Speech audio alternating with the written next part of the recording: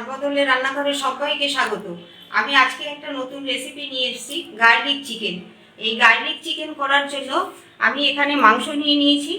এখানে আমার 1 কিলো 300 মাংস নিয়েছি। মাংসটাকে ধুয়ে আমি এখানে 1 চামচ হলুদ, অল্প নুন এবং 150 গ্রাম টক দই ফেটিয়ে তার কিছুটা দিয়ে আমি মাখিয়ে রেখেছি, আর কিছুটা আমার এখানে রয়েছে। আর নিয়েছি লবণ, 1 কাপ দুধ, সাদা তেল লাগবে। আর আমি এখানে এই পেঁপেটার অর্ধেকটা কেটে আমি এখানে গ্রেট করে বেটে নিয়েছি।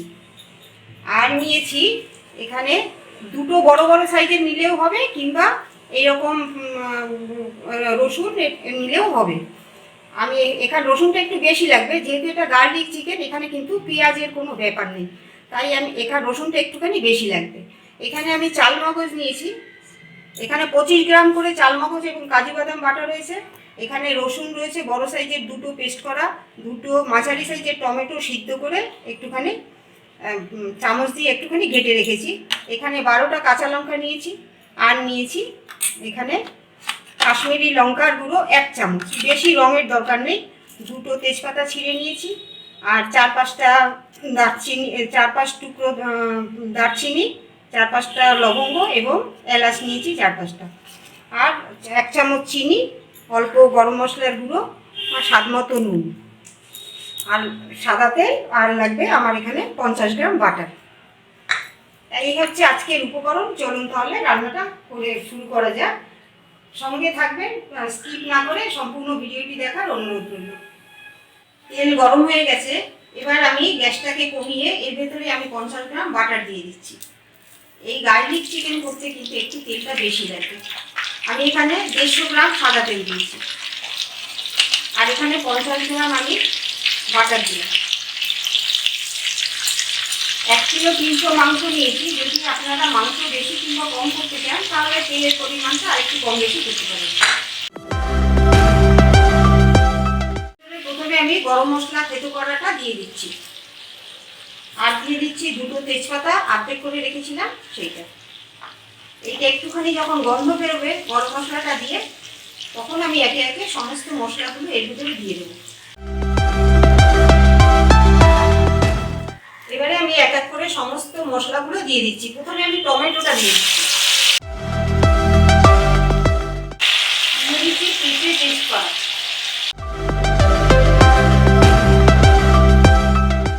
এরপরে দিয়ে দিচ্ছি কাজু বাদাম আর চালমগজ পেস্ট করা, রসুন পেস্ট দিয়ে দিচ্ছি, লঙ্কা পেস্ট দিয়ে দিচ্ছি, কাঁচা লঙ্কা, আর দিয়ে দিচ্ছি 1 চামচ কাশ্মীরি লঙ্কা গুঁড়ো, 1 চামচ চিনি, আর দিয়ে দিচ্ছি স্বাদ মতো লবণ। মাংসে যেহেতু লবণ দেওয়া রয়েছে, তাই জন্য আমি এখানে অল্প পরিমাণে লবণ দিচ্ছি।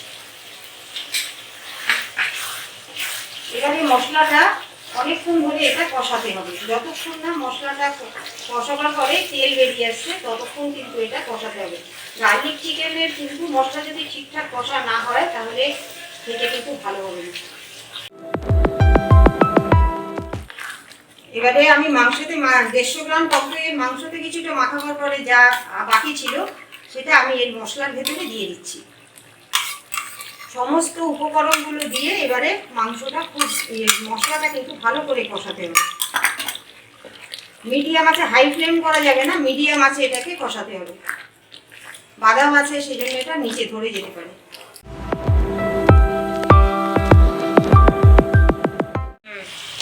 মশলা কষানো হয়ে গেছে, দেখুন কিভাবে তেল বেরিয়ে আসছে। এই পর্যায়ে গিয়ে কিন্তু মাংসটা এর ভেতরে দিয়ে দিতে হবে। এবার আমি তাহলে এক করে মাংসটা দিয়ে দিচ্ছি। এই গার্লিক চিকেন যখন করবেন, মাংসের পিসগুলো কিন্তু অবশ্যই একটু বড় সাইজের রাখতে হবে। এবারে আমি মাংসটা দিয়ে দিচ্ছি।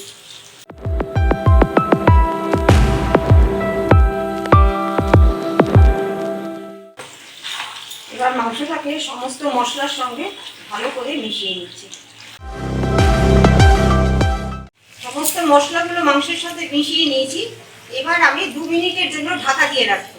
ঢাকা দিলে এই মাংস থেকে যে মাংসের ভেতরে যে জল রয়েছে, সেই জলটা বেরিয়ে যাবে। এই অবস্থায় কিন্তু আমি গ্যাসটাকে একদম লো করে রাখবো, না হলে নিচে ধরে যাবে, যেহেতু বাদাম আছে। মাংসটা কষানো হয়ে গেছে, দেখুন মাংস থেকে তেল বেরিয়ে আসছে। খেয়াল করে দেখুন যে মাংস থেকে সমস্ত তেল বেরিয়ে আসছে, তার মানে মাংসটা কষানো হয়ে গেছে। এই পর্যায়ে গিয়ে আমি কিন্তু এর ভেতরে 1 কাপ দুধ দিয়ে দেবো। দুধ দিয়ে আরও 5 মিনিট আমি একে ফোটাবো। এবারে আমি দিয়ে দিচ্ছি 1 কাপ দুধ।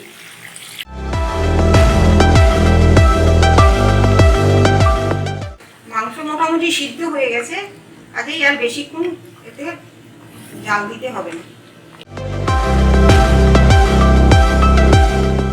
দুধটাও আমি ভালো করে মিশিয়ে দিচ্ছি। আস্তে আস্তে নাড়তে হবে, নাহলে কিন্তু মাংস 8 ঘন্টা ম্যারিনেট করা ছিল, মাংস এমনি নরম হয়ে গেছিল, তাহলে কিন্তু মাংস নাড়তে গিয়ে ভেঙে ভেঙে যাবে। মাংসটা হয়ে গেছে, এবারে আমি এর ভেতরে দিয়ে দেবো 1/2 চামচ গরম মশলা গুঁড়ো দিচ্ছি। এর আগে আমি গোটা দিয়েছিলাম ফোড়নে, এবারে আমি 1/2 চামচের মতো আমি এখানে গরম মশলা গুঁড়ো ছিটিয়ে 2 মিনিটের জন্য আমি ঢাকা দিয়ে রাখবো। তারপর আমি পরিবেশন করে দেখাবো। তৈরি হয়ে গেছে গার্লিক চিকেন। দেখুন কত দেখতে সুন্দর হয়েছে। আপনারা বাড়িতে অবশ্যই একবার তৈরি করে খাবেন, খুব ভালো লাগে। পরোটা কিংবা যে কোনো রুটির সঙ্গে কিন্তু এই রেসিপিটা অসাধারণ লাগে। আপনারা একবার বাড়িতে অবশ্যই তৈরি করে খাবেন, আমি বারবার করে বলছি, এটা সত্যিই ভালো খেতে হয়। আর এর জন্য এর বেশি উপকরণও দরকার নেই। আপনারা এই ভিডিওটা একবার দেখবেন, তাহলেই কিন্তু আপনারা এটা বানাতে পারবেন, যে কেউই বানাতে পারবেন। এই ভিডিওটি ভালো লাগলে একটি লাইক করে দেবেন, আর নিত্য নতুন ভিডিও পাওয়ার জন্য আমার চ্যানেলটিকে সাবস্ক্রাইব এবং পাশে থাকা বেল আইকনটি বাজিয়ে দিতে ভুলবেন না। ধন্যবাদ। আজকের মতো আমি এখানেই শেষ করছি। আবার চলে আসবো নতুন কোনো রেসিপি নিয়ে। ততক্ষণে আপনারা সবাই ভালো থাকুন, এটাই আমি চাই।